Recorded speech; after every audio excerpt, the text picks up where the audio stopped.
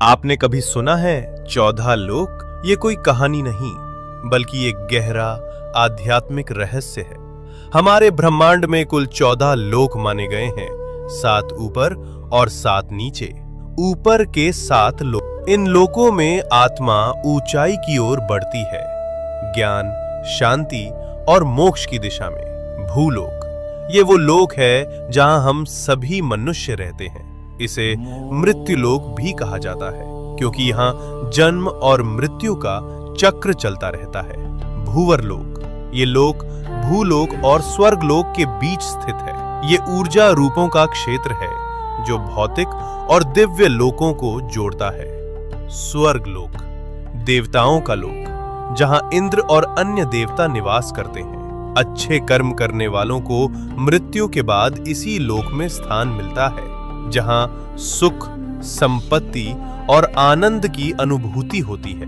महरलोक, ये दिव्य ऋषियों, तपस्वियों और महान आत्माओं का निवास स्थान है, जहां वशिष्ठ और विश्वामित्र जैसे महान ऋषि तपस्या करते हैं। जनलोक, इस लोक में वे आत्माएं निवास करती हैं जिन्होंने ज्ञान और ध्यान में परम सिद्धि प्राप्त की होती है।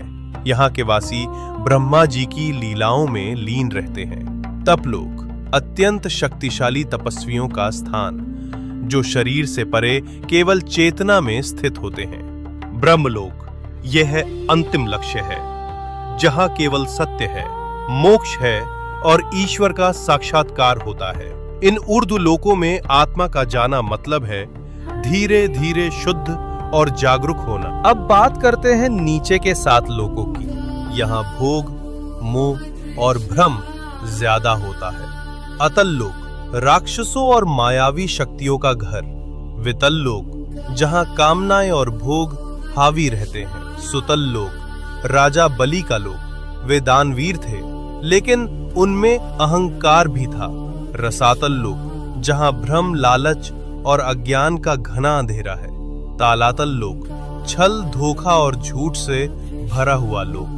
महातल लोक, जहां अंधकार और अहंकार का बोलबाला है। पाताल लोक, सबसे नीचे का लोक, तामसिक ऊर्जा और इच्छाओं का केंद्र। लेकिन इन सब का मतलब सिर्फ बाहरी दुनिया नहीं है। ये 7 लोक हमारे भीतर की नकारात्मक सोच और कमजोरियों का प्रतीक हैं।